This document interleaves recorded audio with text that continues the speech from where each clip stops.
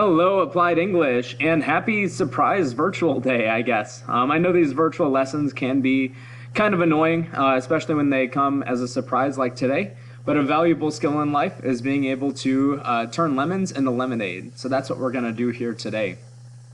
As you can tell from today's lesson folder, you're here on Monday, September 27th.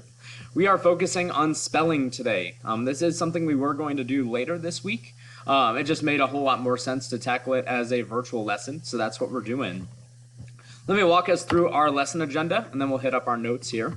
Our objective for today is to identify and correct common spelling errors in English. So far we've covered end marks and capitalization. Spelling is just kind of naturally the next nice thing for us to cover as we improve our writing skills. If you haven't yet, feel free to pause this video and say a quick prayer before you continue in this lesson video, I should say. The rest of this video will be tackling our notes on common spelling errors there. You'll notice that there is a practice assignment at the bottom of today's lesson folder. Again, not particularly long or difficult, but you'll definitely want to watch through our notes first so you know what sorts of spelling errors to be looking for in that document. My plan, once again, just like it was with the last virtual lesson, is to be available in Microsoft Teams this afternoon if you need any assistance from me. Please note that spelling errors practice is due by 11:59 p.m. tonight. Again, not particularly long or difficult. Let's make sure that we are taking care of that today. It should help us to improve our spelling and our writing moving forward. So common spelling errors notes right here. It says, please watch this instruction video about common spelling mistakes in English. I have included the PowerPoint right here below the video. I know some of you have had trouble seeing these in Schoology, so I've also placed the document that you can download by clicking on it or hit view to see it yourself. I'll be walking through this in PowerPoint. And here it is, common spelling errors, Mr. Hantak's Applied English. By the way, if you're in Mrs. Tan's class and you're watching this video, welcome. I know some of you may have me as a teacher next semester, just kind of depends on your schedule. We teach the same thing, so you'll be getting the same information, whether it's from me or her. A little warning to start off today's notes. English spelling is governed by loads and loads and loads of rules and exceptions to those same rules. Our language is one that isn't particularly fun to work with when it comes to things like spelling and pronunciation. So there are just a few general pro tips that we'll want to know for spelling in general. One is to read slowly and carefully to commit new words to memory. Oftentimes the best way to learn how to spell is just to read, but if we're reading too quickly or not reading carefully enough, it's easy to miss spellings on new words. Writing. Write and proofread slowly and carefully to catch careless mistakes. Again, there are a lot of exceptions to rules in English, so there are a lot of really common words that get misspelled. It's a lot easier to catch those mistakes when you're writing if you're proofreading slowly and carefully. And just a general rule of thumb, if something looks or feels wrong, if you're reading or writing, it likely is. Use a dictionary or another resource, an online dictionary, a thesaurus, to check for correct spelling if you're not sure. Let's talk first about some common misspellings. Once again, English language has so many rule exceptions. There are certain words that people misspell very often. I have included a list here that you can check out on your own, but I do want to talk about this one first. A lot.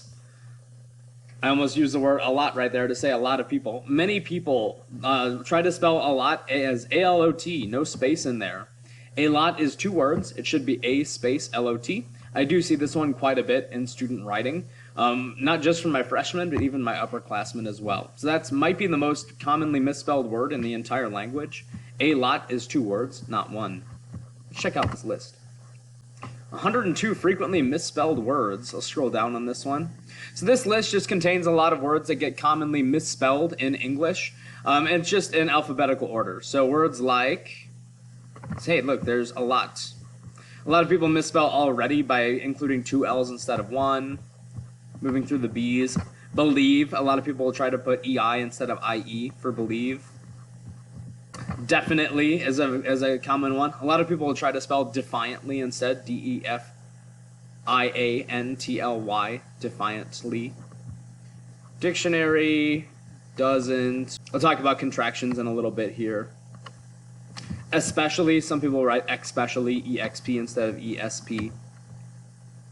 February is the most commonly misspelled month. The way that we pronounce February oftentimes comes off as February, and people drop that first R right in there. There's library. A lot of people say library. They forget that R once again. There's possess right there. You'll actually see this one on our spelling practice later on. Probably, P-R-O-L-L-Y, probably sounds a little bit more like what we would say in conversation, but it's probably with two B's. Any more that we want to talk through right now? There's thorough. So a lot of people mix up thorough and through. Thorough means that you're very detailed with what you say. Through is the preposition to go through something. Thorough has this extra O right here. Some people also mix that up with though, T-H-O-U-G-H. And there's the last one I wanted to talk to. Wednesday. The most commonly misspelled day of the week is Wednesday because it doesn't look like it's spelled anything like it sounds. It is Wednesday. W-E-D-N-E-S-D-A-Y. Feel free to read through that list on your own or use it as a reference as you're writing. These are some commonly misspelled words in English. The next category of words we want to look at together today are homophones. Now, homo means same, phone means sound. Homophones are words that sound the same but are spelled differently, and as such they have different meanings as well. An example would be buy, and buy. They all sound the same. They all say buy, but they all mean different things because of how they're spelled. B-U-Y, buy, is the verb to purchase. B-Y-E is to say goodbye to someone. B-Y would be the preposition by. My school is by the Greek Orthodox Church, nearby. What's important about homophones is that since these words are not technically misspelled, a lot of computer spell checkers will miss them as you're writing. So you do have to train your eyes to spot these and to know which form of the homophone to use. There are some really common homophones in our language that we should talk about. One is there, and there. T-H-E-R-E is the location. My unicycle is over there. T-H-E-I-R is possessive. Their unicycles, the unicycles that belong to them, are over here. T-H-E-Y apostrophe R-E is a contraction, meaning they are. It's two words, technically, just brought together by an apostrophe. They are riding camels instead. There, in that situation. I also definitely want you to know how to work with two, and two. T-O-2 is the direction. I rode my unicycle. I don't know what I was thinking with unicycles. I rode my unicycle to the monster truck rally. What direction was I going? To the monster truck rally. T-O-O-2 is the adverb. It can mean also, or it can mean like too much, in excess. You have a unicycle too. You have a unicycle also. T-W-O-2 is the number 2, just spelled out in letters. That means we have 2 unicycles, T-W-O. There are a lot of homophones in our language, so I did include a list right here that you can look at on your own. But we also want to keep an eye out for contractions as well. There are a couple other homophone issues that come with contractions. Two common ones are its and its. I-T-S is the possessive. My unicycle lost its wheel, the wheel that belongs to it. IT apostrophe S would be the contraction. Now it is broken. So note that when it comes to homophones, the apostrophe always means a contraction right there. IT apostrophe S always means it is. ITS is possessive. Same thing with your and your. Y-O-U-R, your is possessive. Can I ride your unicycle? The unicycle that belongs to you instead. Y-O-U apostrophe R-E means you are. You are so kind. You're so kind. Once again, there is this nice list of homophones you can read through on your own if you want to learn some more. We covered the major ones that I want you to master right now. It's and its, your and your, two and two, there and there, by and by. Those are all very helpful to know right now. Little bit of practice to close this video, and then we'll look at your practice assignment as well. Each of these sentences, I believe, has 2 misspelled words in it. Number 1, there are a lot of books at the library. I hope you can spot that a lot is misspelled, should be 2 words. Library is missing an R right there. Notice that I pronounced it library as I was reading it. Number 2, you're allowed to take your lunch break at noon. Notice that we have 2 yours right here. We have to decide which one's correct and which one's wrong. The second one is correct. It's the lunch that belongs to you, but this should be Y-O-U apostrophe R-E, your, you are allowed. Brake is also misspelled right here. That would be like the brakes on your car or your bike. This break should be B-R-E-A-K, like in breakfast at noon. My friend has too many books to fit in his locker. Now we've got two misspellings of two. This is two, two, and two. This should be too many, T-O-O, two. T-O, two, fit in his locker right here. We would not use the number two in that situation. I hope you see how these practices work, because now you get to do this on your own in Schoology. Last thing to look at briefly here is your spelling errors practice assignment right here. Now this one is a OneDrive assignment, just like it was with your born worker question. So you each have your own document here. Your document, you'll see my document up here. You can click on that and then go straight in by clicking edit. I'll click right here to see it.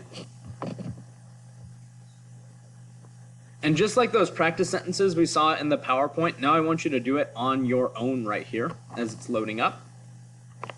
There it is. It says correct the incorrect sentences by correcting spelling errors where needed. Each sentence contains two spelling errors, exactly. Be especially careful with homophones, words that sound the same but are spelled differently. We'll look at number one together, and I'll let you figure out the other 9 on your own. Number one says, Lil Caesar challenged MC Donald to a rap battle, right there. Now notice the computer is not telling us anything is misspelled in here, because we've got some homophones to work with.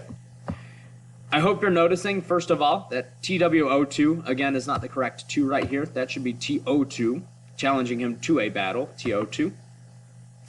We also have the wrong form of rap right here. RAP rap would be the style of music. WRAP would be like to rap something in paper or something like that. I don't think it's that kind of rap battle they're having. That should be RAP. To correct it, all you need to do is change the spelling to a rap battle to fix that one. Again, the other 9 are on you. I need to go back and fix the sentence, or I'll make it bad again, as you are working on completing today's lesson.